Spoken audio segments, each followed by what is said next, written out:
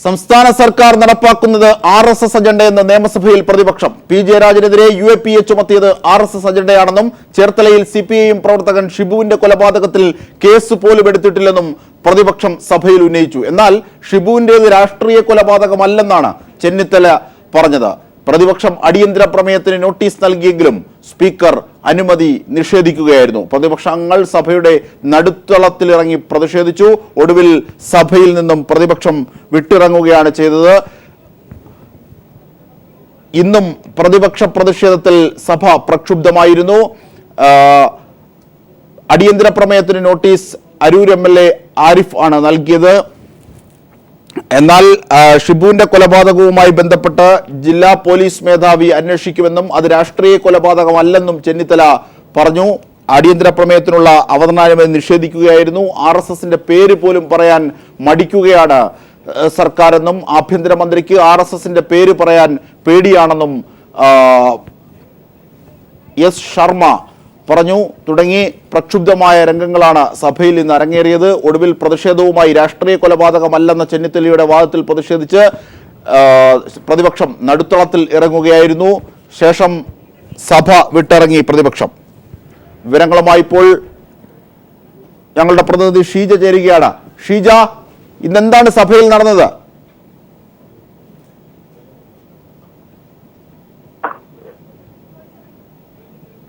Sheeja, കേൾക്കാമെങ്കിൽ.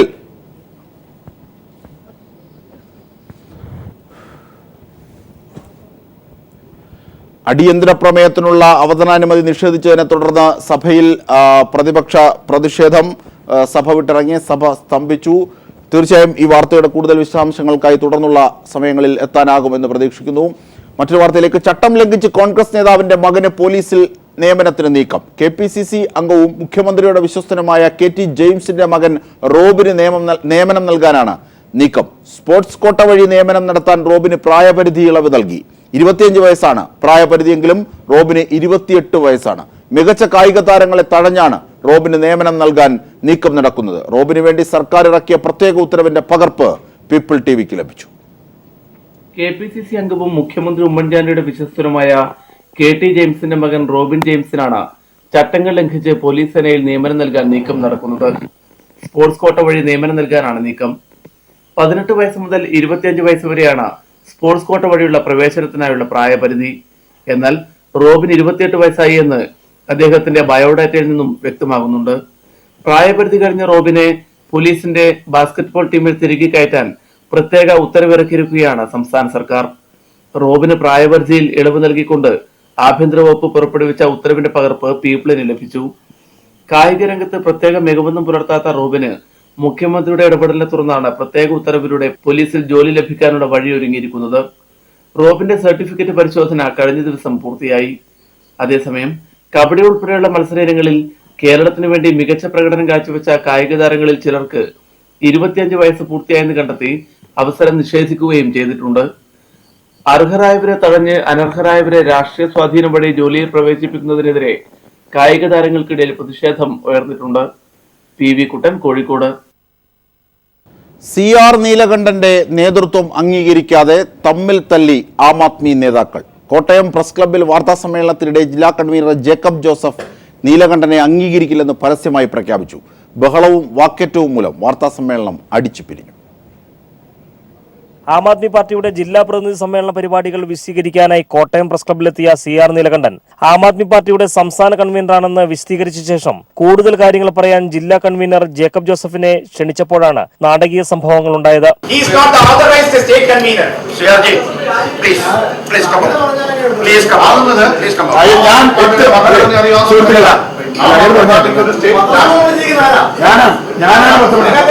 Sara ജോസഫിന്റെ നേതൃത്വം അംഗീകരിക്കുന്ന ജേക്കബ് ജോസഫ് CR നീലകണ്ഠന്റെ നേതൃത്വം അംഗീകരിക്കില്ലെന്ന് വാർത്താ സമ്മേളനത്തിൽ പരസ്യമായി പറഞ്ഞതോടെ വാക്കേറ്റവും ബഹളവുമായി.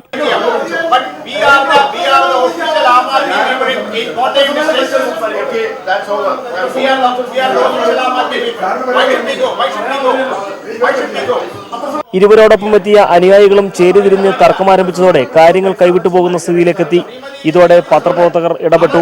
ജില്ലാ കൺവീനർ ജേക്കബ് ജോസഫും ജില്ലാ സെക്രട്ടറി ബെഞ്ചമിനും പുറത്തുപോയതോടെയാണ് CR നീലകണ്ഠന് വീണ്ടും വാർത്താസമ്മേളനം തുടരാനായത്. ആം ആദ്മി പാർട്ടിയിൽ സാറാ ജോസഫിനെ നിഷ്പ്രഭമാക്കി CR നീലകണ്ഠൻ സംസ്ഥാന കൺവീനർ സ്ഥാനം തട്ടിയെടുത്തതിനെതിരെ ആം ആദ്മി പാർട്ടി പ്രവർത്തകർക്കിടയിൽ വ്യാപകമായ പ്രതിഷേധമാണ് നിലനിൽക്കുന്നത്. ഇതിന്റെ പരസ്യ പ്രതികരണമാണ് കോട്ടയത്ത് കണ്ടത്. News bureau, Kottayam. സംസ്ഥാന സർക്കാർ നടപ്പാക്കുന്നത് RSS അജണ്ടയാണെന്ന് നിയമസഭയിൽ പ്രതിപക്ഷം. P ജയരാജനെതിരെ UAPA ചുമത്തിയത് RSS അജണ്ടയാണെന്നും ചേർത്തലയിൽ CPIM പ്രവർത്തകൻ ഷിബുവിന്റെ കൊലപാതകത്തിൽ കേസ് പോലും എടുത്തിട്ടില്ലെന്ന് പ്രതിപക്ഷം സഭയിൽ ഉന്നയിച്ചു. എന്നാൽ ഷിബുവിന്റേത് രാഷ്ട്രീയ കൊലപാതകമല്ലെന്ന് ചെന്നിത്തല പറഞ്ഞു. പ്രതിപക്ഷം അടിയന്തര പ്രമേയത്തിന് നോട്ടീസ് നൽകിയെങ്കിലും സ്പീക്കർ അനുമതി നിഷേധിക്കുകയായിരുന്നു.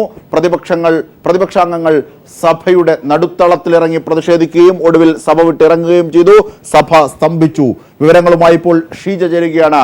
ഷീജ, ഇന്ന് എന്തൊക്കെയാണ് നിയമസഭയിൽ നടന്നത്?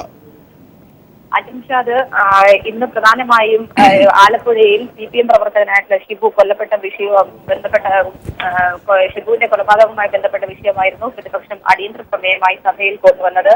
ഇതിൽ പ്രധാനമായും പ്രതിപക്ഷം മുന്നോട്ട് വെച്ച കാര്യങ്ങൾ എന്ന് പറയുന്നത്, ഈ കേസിൽ ഇതുവരെയും കൊലപാതക കുറ്റത്തിന് കേസെടുത്തിട്ടില്ല എന്ന് പ്രതിപക്ഷം പറഞ്ഞു. അതോടൊപ്പം തന്നെ RSS സംഘത്തെ അതിരുവിട്ട് സഹായിക്കുന്ന ഒരു നിലപാടാണ് സംസ്ഥാന സർക്കാരിന്റേത്.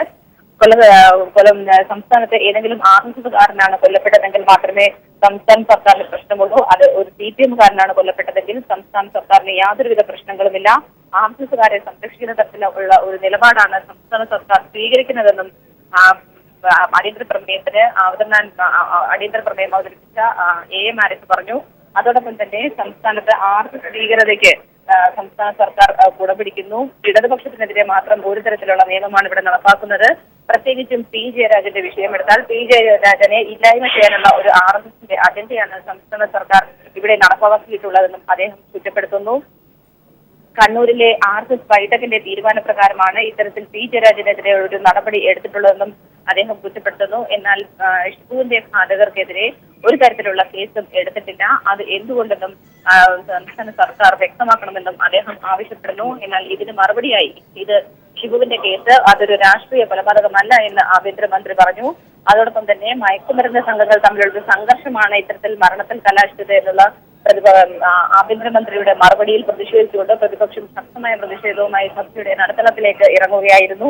ഇതേ തുടർന്ന് ശക്തമായ പ്രതിപക്ഷ ബഹളത്തെ തുടർന്ന് അദ്ദേഹം തന്റെ നിലപാട് തിരുത്തുകയായിരുന്നു. മയക്കുമരുന്ന് സംഘങ്ങൾ തമ്മിലുള്ള സംഘർഷം അവിടെ സ്ഥിരമാണ് എന്നാണ് താൻ ഉദ്ദേശിച്ചത് എന്ന് അദ്ദേഹം തന്റെ നിലപാട് തിരുത്തുകയായിരുന്നു. ഇതേ തുടർന്ന് അടിയന്തര പ്രമേയത്തിന് അവതരണാനുമതി നിഷേധിച്ചു. ഇതിൽ പ്രതിഷേധിച്ചുകൊണ്ട് പ്രതിപക്ഷം സഭയിൽ നിന്ന് ഇറങ്ങിപ്പോവുകയായിരുന്നു. എന്നാൽ അതിനുശേഷം സഭാ നടപടികൾ തുടർന്ന സാഹചര്യത്തിൽ തിരിച്ചെത്തിയ പ്രതിപക്ഷം തങ്ങൾ ഇത്ര ഗൗരവകരമായ ഒരു വിഷയം സഭയിൽ ഉന്നയിച്ചിട്ടും അതിന്റേതായ ഗൗരവത്തിൽ സർക്കാർ എടുക്കുന്നില്ല എന്ന് ചൂണ്ടിക്കാട്ടിക്കൊണ്ട് പ്രതിപക്ഷ പ്രതിഷേധം വീണ്ടും ആരംഭിക്കുകയായിരുന്നു. ശക്തമായ പ്രതിപക്ഷ പ്രതിഷേധവുമായി അവർ സഭയുടെ നടുത്തളത്തിലേക്ക് ഇറങ്ങി. ഈ സാഹചര്യത്തിൽ സഭാ നടപടികൾ വേഗം സ്പീക്കർ പൂർത്തിയാക്കുകയായിരുന്നു. സബ്മിഷൻ ഉൾപ്പെടെയുള്ളവ റദ്ദാക്കുകയും ബജറ്റിന്മേലുള്ള ചർച്ചയും നിർത്തിവെക്കുകയും ചെയ്തു. ഇതിനുശേഷം ബജറ്റിനുള്ള മുഖ്യമന്ത്രിയുടെ മറുപടി മാത്രമാണ് നടന്നത്. മുഖ്യമന്ത്രിയുടെ മറുപടിയും വളരെ ചുരുക്കുകയായിരുന്നു. അതിനുശേഷം സഭാ നടപടികൾ പ്രത്യേകിച്ചും ശക്തമായ പ്രതിപക്ഷ ബഹളത്തെ തുടർന്ന് നാളത്തെയും തിങ്കളാഴ്ചത്തെയും സഭാ നടപടികൾ വേണ്ട എന്നൊരു നിലപാടും സർക്കാർ സ്വീകരിക്കുകയായിരുന്നു. ഇത് സംബന്ധിച്ചുള്ള പ്രമേയം മുഖ്യമന്ത്രി സഭയിൽ അവതരിപ്പിക്കുകയും നാളത്തെയും തിങ്കളാഴ്ചത്തെയും സഭാ നടപടികൾ റദ്ദാക്കുകയും ചെയ്തിരിക്കുകയാണ്. ഇപ്പോൾ സഭ ശക്തമായ പ്രതിപക്ഷ ബഹളത്തെ തുടർന്ന് ഇന്നത്തേക്ക് പിരിഞ്ഞിട്ടുണ്ട്. ഇനി 24-ാം തീയതി മാത്രമാകും സഭ ചേരുക. ശരി ഷീജയാണ് വിവരങ്ങൾ നൽകിയത്. ഇന്നും സഭയിൽ പ്രതിപക്ഷ പ്രതിഷേധം. സഭ സ്തംഭിച്ചു. ചെറുശ്ശേരി സൈനുദ്ദീൻ മുസ്ലിയാർ അന്തരിച്ചു. EK വിഭാഗം സമസ്ത ജനറൽ സെക്രട്ടറിയും പണ്ഡിതനുമാണ്. കോഴിക്കോട് സ്വകാര്യ ആശുപത്രിയിലായിരുന്നു അന്ത്യം. സംസ്കാരം വൈകിട്ട് മലപ്പുറം ദാറുൽ ഹുദ ഖബർസ്ഥാനിൽ നടക്കും.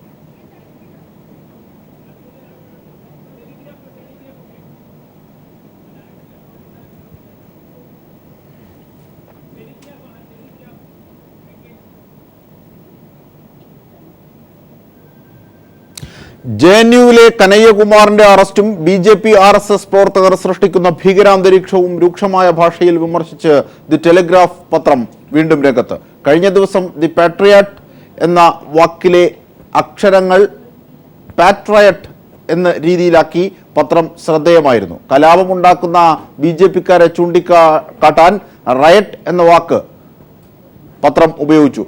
ഇന്ന് ദി നാഷണൽ എന്ന തലവാചകത്തിലാണ് ടെലിഗ്രാഫ് പുറത്തിറങ്ങിയത്. അകന്നു നിൽക്കുക എന്ന അർത്ഥം വരുന്ന ഷൻ എന്ന വാക്ക് മാത്രം ചുവപ്പ് നിറത്തിലാക്കി പത്രം നരേന്ദ്രമോദിയെ രൂക്ഷമായി വിമർശിക്കുന്നു.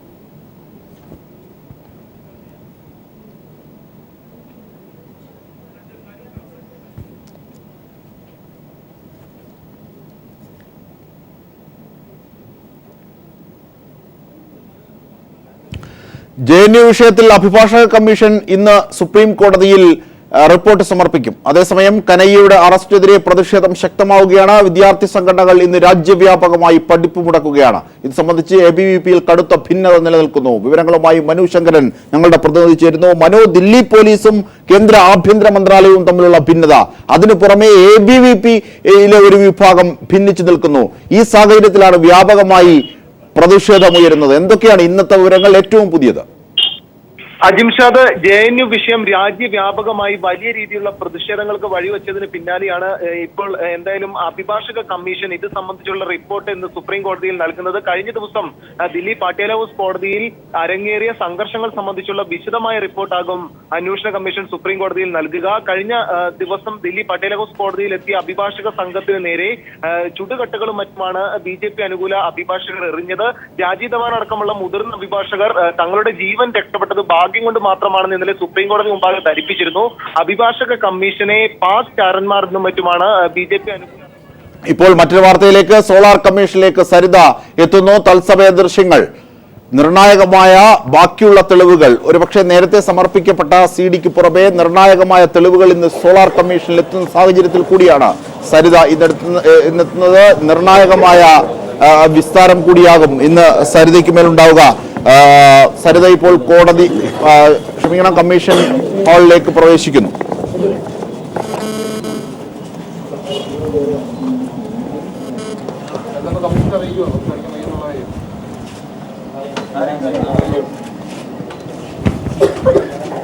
സരിതയുടെ ഫോൺ രേഖകൾ ഇന്ന് DGP സോളാർ കമ്മീഷനിൽ ഹാജരാക്കും. നേരത്തെ DGP ഇതുമായി ബന്ധപ്പെട്ട നിർണായകമായ മൊഴിയായിരുന്നു നൽകിയിരുന്നത്. ഹൈക്കോടതി നിർദ്ദേശപ്രകാരമാണ് ഫോൺ രേഖകൾ ഇപ്പോൾ DGP ഹാജരാക്കുന്നത്. സരിതയെ ഇന്ന് ആര്യാടൻ മുഹമ്മദിന്റെ അഭിഭാഷകനും വിസ്തരിക്കും തുടങ്ങിയ വിവരങ്ങളാണ് ഇപ്പോൾ പുറത്തുവരുന്നത്. ഏറ്റവും പുതിയ വിവരങ്ങളുമായി ഞങ്ങളുടെ പ്രതിനിധി ഷാജഹാൻ ചേരുന്നു. ഷാജി, ദാണ്ടെ വിസ്താരത്തിനായി സരിത എത്തിയിരിക്കുന്നു. തീർച്ചയായിട്ടും കഴിഞ്ഞ ഒരാഴ്ചത്തെ അവധിക്ക് ശേഷമാണ് സോളാർ കമ്മീഷൻ മുന്നിൽ വീണ്ടും സരിത എത്തിയിരിക്കുന്നത്. കഴിഞ്ഞ ദിവസങ്ങളിലൊക്കെ തന്നെ സരിത വളരെ നിർണായകമായിട്ടുള്ള തെളിവുകളും മൊഴികളുമാണ് കമ്മീഷന് മുൻപിൽ നൽകിയിരുന്നത്. വിസ്താരവേളയിലൊക്കെ തന്നെ ഇതിന് കൃത്യമായിട്ടുള്ള മറുപടിയും അവർ നൽകിയിരുന്നു. തെളിവുകൾ സഹിതമുള്ള കാര്യങ്ങളാണ് നൽകിയിരുന്നത്.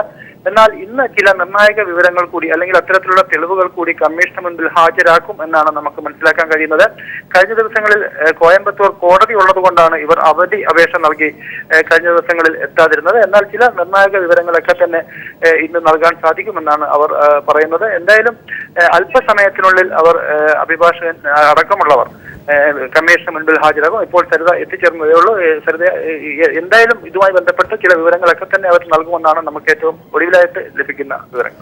അതുപോലെ തന്നെ ഫോൺ രേഖകൾ നിർണായകമാണത്. പീപ്പിൾ TV ആണ് ഫോൺ രേഖകളുമായി ബന്ധപ്പെട്ട ആദ്യം ഫോൺ രേഖകൾ നൽകിക്കൊണ്ട് സോളാറിന്റെ തട്ടിപ്പ് പുറം ലോകത്തെ അറിയിക്കുന്നത്. ഈ ഘട്ടത്തിൽ ഫോൺ രേഖകൾ ഇന്ന് DGP സമർപ്പിക്കും, അതും കോടതിയുടെ ഉത്തരവ് പ്രകാരം. തീർച്ചയായിട്ടും വളരെ നിർണായകമായിട്ടുള്ള ദിവസങ്ങളാണ് ഈ വരും ദിവസങ്ങളിൽ നമുക്കിനി ഇപ്പോൾ കാണാൻ പോകുന്നത്. ഈ കേസുമായി ബന്ധപ്പെട്ട് CCTV ദൃശ്യങ്ങൾ അടക്കമുള്ളവ ഹാജരാക്കേണ്ട ഒരു സാഹചര്യം ഉണ്ടാവും. അങ്ങനെ വന്നു കഴിഞ്ഞാൽ തീർച്ചയായിട്ടും ഈ കേസുമായി ബന്ധപ്പെട്ട് സരിത ഇതുവരെ പറഞ്ഞിരുന്ന കാര്യങ്ങൾ വാസ്തവമാണ് എന്ന തരത്തിലുള്ള തെളിവുകളായിരിക്കും ഇനി കമ്മീഷന് മുൻപിൽ എത്തിച്ചേരാൻ സാധ്യതയുള്ളത്. കഴിഞ്ഞ ദിവസങ്ങളിൽ തന്നെ നമ്മൾ പുറത്തുവിട്ട ശബ്ദരേഖ അടക്കം മുഖ്യമന്ത്രിക്ക് എത്രത്തോളം ഇതിൽ പങ്കുണ്ട് എന്ന് വ്യക്തമാക്കിയിരുന്നു. കാരണം തമ്പാനൂർ രവിയും സരിതയും തമ്മിൽ സംസാരിച്ചതിന്റെ വളരെ കൃത്യമായിട്ടുള്ള തെളിവുകൾ പുറത്തുവിട്ടിരുന്നു. ഇത്തരത്തിൽ മുഖ്യമന്ത്രി എത്രത്തോളം ഈ കേസിൽ ഇടപെട്ടു എന്നത് സംബന്ധിച്ച് കൃത്യമായ തെളിവുകളായിരിക്കും വരും ദിവസങ്ങളിൽ ഇനി കമ്മീഷന് മുൻപിൽ എത്തിപ്പെടുക. തീർച്ചയായും ഷാജി, ഒരുപക്ഷെ ഇന്നത്തെ ഫോൺ രേഖകൾ നേരത്തെ തന്നെ DGP ഇതുമായി ബന്ധപ്പെട്ട ചില സൂചനകൾ നൽകിയിരുന്നു അദ്ദേഹത്തിന്റെ മൊഴിയിൽ. ആ മൊഴിയും പുറത്ത് വലിയ വാർത്തയായതാണ്. ഫോൺ രേഖകൾ നൽകുന്ന സാഹചര്യം കൂടി, ആര്യാടന്റെ അഭിഭാഷകൻ ഇന്ന് സരിതയെ വിസ്തരിക്കുന്ന സാഹചര്യം കൂടി. തീർച്ചയായിട്ടും അജിംഷാദ് ഇന്ന് സരിതയെ ആര്യാടൻ മുഹമ്മദിന്റെ അഭിഭാഷകൻ വിസ്തരിക്കും. ആര്യാടനെതിരെ വളരെ കൃത്യമായിട്ടുള്ള തെളിവുകളും മൊഴികളും സരിത കമ്മീഷൻ മുൻപിൽ ഹാജരാക്കിയിരുന്നു. ഇതുമായി ബന്ധപ്പെട്ട ക്രോസ് വിസ്താരമായിരിക്കും ഇന്ന് നടക്കുക. ഇത്തരം ക്രോസ് വിസ്താരങ്ങളിലും ഈ സോളാർ കേസുമായി ബന്ധപ്പെട്ട് അന്ന് വൈദ്യുതി മന്ത്രിയായിരുന്ന ആര്യാടന്റെ കൃത്യമായിട്ടുള്ള ഇടപെടലുകൾ വ്യക്തമാക്കുന്ന തരത്തിലുള്ള തെളിവുകളും മൊഴികളും ഇന്നുണ്ടാകുമെന്നാണ് നമുക്ക് സരിതയുമായി ഇഷ്ടമുള്ളവരിൽ നിന്ന് മനസ്സിലാക്കാൻ സാധിക്കുന്നത്. തീർച്ചയായും സോളാർ കമ്മീഷന് മുന്നിൽ ഇന്ന് നിർണായകമായ നിമിഷങ്ങളാണ് കടന്നു പോകാൻ പോകുന്നത്. സരിതയുടെ ഫോൺ രേഖകൾ ഇന്ന് DGP സോളാർ കമ്മീഷന് മുന്നിൽ ഹാജരാക്കും. ഹൈക്കോടതി നിർദ്ദേശപ്രകാരമാണ് ഫോൺ രേഖകൾ ഹാജരാക്കുന്നത്. സരിതയെ ഇന്ന് ആര്യാടൻ മുഹമ്മദിന്റെ അഭിഭാഷകൻ കൂടി വിസ്തരിക്കും എന്ന വാർത്ത കൂടി ഉണ്ട്. ഒപ്പം ഇന്ന് ഇപ്പോൾ സരിത കമ്മീഷന് മുന്നിൽ ഹാജരായിരിക്കുന്നു എന്നതുകൂടിയാണ് ഞങ്ങളുടെ പ്രതിനിധി ഷാജഹാൻ നൽകുന്ന വിവരം. People TV exclusive.